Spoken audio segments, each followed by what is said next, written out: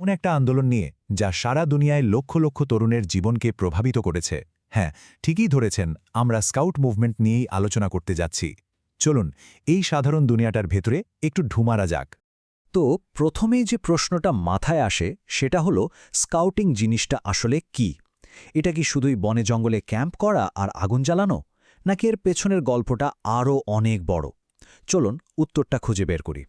এই বিশাল আন্দোলনের শুরুটা যার হাত ধরে তিনি হলেন লর্ড রবার্ট ব্যাডেন পাওয়েল। তার একটা স্বপ্ন ছিল, তিনি এমন একটা কিছু তৈরি করতে চেয়েছিলেন যা তরুণদের শুধু অ্যাডভেঞ্চারের মজাই দেবে না, তাদের চরিত্র গঠনেও সাহায্য করবে। আর ঠিক এই চিন্তা থেকেই কিন্তু স্কাউটিংয়ের জন্ম।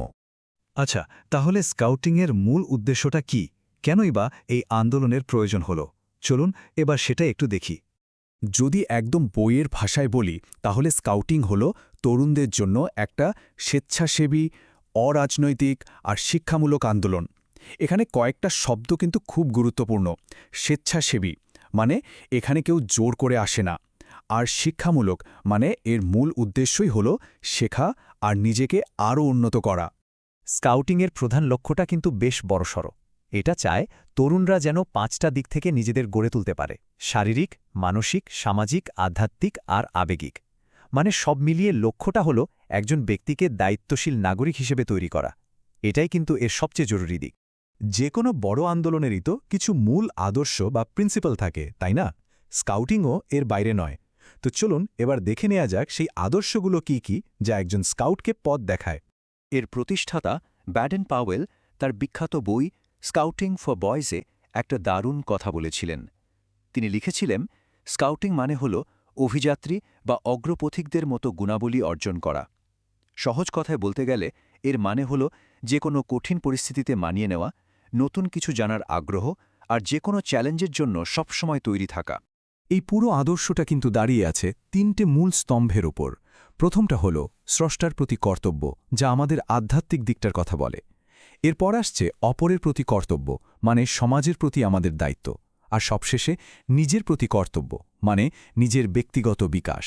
আর এই 3টে মিলেই কিন্তু তৈরি হয় স্কাউট প্রতিজ্ঞা আর আইনের ভিত্তি। তো প্রশ্ন হলো, এই আন্দোলনে কারা যোগ দিতে পারে, কিভাবে পারে? হ্যাঁ, এর কিছু নিয়ম আছে, বিশেষ করে বয়স নিয়ে। দেখুন, স্কাউটিংকে মূলত বয়সের ভিত্তিতে 3টে ভাগে ভাগ করা হয়েছে। একদম ছোটদের জন্য আছে কাব স্কাউটস, মানে 6 থেকে 11 বছর পর্যন্ত। এরপর 11 থেকে 17 বছর বয়সীদের জন্য আছে স্কাউটস। আর সবশেষে 17 থেকে 25 বছর বয়সীদের জন্য রয়েছে রোভার স্কাউটস। এখন মনে হতে পারে, এভাবে বয়স দিয়ে ভাগ করার কারণটা কি? কারণটা খুব সহজ, যাতে প্রত্যেকটা বয়সের ছেলেমেয়েদের মানসিক আর শারীরিক ক্ষমতা অনুযায়ী অ্যাক্টিভিটিগুলো ডিজাইন করা যায়। মানে একজন কাব স্কাউট যা করবে, একজন রোভার স্কাউট তো আর ঠিক একই জিনিস করবে না, তাই না? এবার আসা যাক খুব ইন্টারেস্টিং একটা পার্টে। স্কাউটিং তো অনেক বড় বড় লক্ষ্যের কথা বলছে, কিন্তু এগুলো পূরণ করে কিভাবে? এর জন্য ওদের একটা দারুণ পদ্ধতি বা মেথড আছে। এখানে একটা জিনিস কিন্তু মাথায় রাখতে হবে, এই স্কাউট মেথড মানে কিন্তু শুধু কয়েকটা অ্যাক্টিভিটির লিস্ট না। এটা আসলে একটা কমপ্লিট এডুকেশনাল সিস্টেম, একটা কাঠামো। আর এর সবচেয়ে বড় জোরটা দেয়া হয় লার্নিং বাই ডুইং বা হাতে কলমে শেখার ওপর। এই পদ্ধতির বেশ কয়েকটা মূল উপাদান আছে। যেমন ধরুন স্কাউট প্রতিজ্ঞা আর আইন, যা নৈতিকতা শেখায়। তারপর আছে হাতে কলমে শেখার ব্যাপারটা। ছোট ছোট দলে ভাগ হয়ে কাজ করা হয়, যেটাকে বলে উপদল পদ্ধতি। এতে টিমওয়ার্ক আর লিডারশিপ দুটোই শেখা হয়ে যায়। এরপর আছে ব্যাজ সিস্টেম, যা নিজের অর্জনগুলোকে ট্র্যাক করতে সাহায্য করে। আর অবশ্যই পুরো ব্যাপারটা হয় অভিজ্ঞ লিডারদের সাপোর্টে আর প্রকৃতির মাঝে। এই সবকিছু মিলেই কিন্তু স্কাউট পদ্ধতিটা এত পাওয়ারফুল। তো এতক্ষণ আমরা যা যা আলোচনা করলাম, সবগুলোকে যদি এক জায়গায় আনি তাহলে কি দাঁড়ায়? কিভাবে স্কাউটিং তার বড় বড় আদর্শগুলোকে প্রতিদিনের কাজে বদলে দেয়? এক কথায় বলতে গেলে স্কাউটিংয়ের আসল সৌন্দর্যটা কিন্তু এখানেই। এটা শুধু কিছু ভালো আদর্শ শিখিয়ে ছেড়ে দেয় না, বরং একটা প্র্যাকটিক্যাল সিস্টেমের মধ্যে দিয়ে সেই আদর্শগুলোকে কাজে লাগাতে শেখায়। আর এর ফলে কিন্তু একজন তরুণের চরিত্র আর ব্যক্তিত্বটা ধীরে ধীরে গড়ে ওঠে। শেষ করার আগে একটা প্রশ্ন রেখে যেতে চাই সবার জন্য। আজকের এই দুনিয়াটা খুব দ্রুত বদলে যাচ্ছে, তাই না?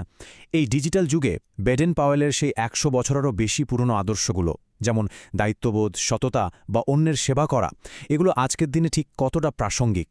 প্রশ্নটা কিন্তু ভাবার মতো।